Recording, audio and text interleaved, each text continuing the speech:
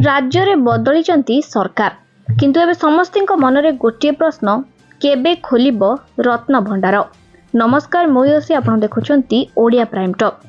जुलाई 8 तारिख रे रत्न भंडार खोलिबा नै गतकाली एएसआई अधिकारी डीबी गडनायक को मंतव्य देबा परे एहाकू खंडन करथिले आईन मंत्री पृथ्वीराज हरिचंदन कहिथिले रत्न भंडार खोलिबा नै सरकार निष्पत्ति नेबा प्रक्रिया रे अछंती।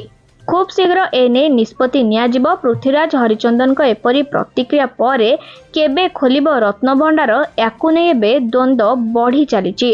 7 तारिख रे रथयात्रा आउ रथयात्रा समय रे रत्न भंडार खोलिबा पई होइतिला निष्पत्ति।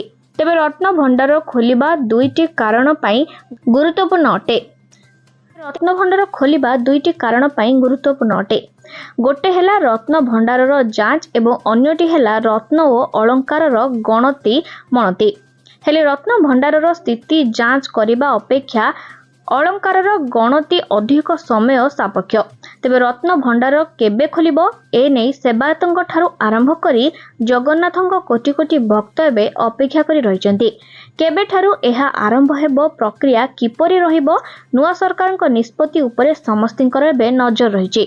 सूचना योग्य जे 2018 रे हाईकोर्ट को निर्देश रे रत्न भंडार जांच पाई जाइथिले 16 जणिया कमिटी बाहर भंडार रे प्रवेश करी जांच करिथिले, किंतु भीतर भंडारर चाबी मिली नथिला।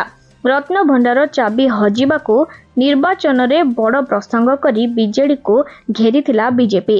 तेबे रत्न भंडार को नै सृष्टि होइतिबा संशय को दूर करिबा दायित्व एबे नुआ सरकार उपरे रहिछि। किंतु एबे समस्तिंक मनरे गोटे प्रश्न, बीजेपी सरकार जीतिछि सत, 4 द्वार खोलीगला, लोक केउ भली हंतसंत हेउचंती ताहा मध्य देखुछि ओडिसावासी। किंतु एबे समस्तिंक नजर गोटे जिंस उपरे जे केबे खोलिबो रत्न भंडार।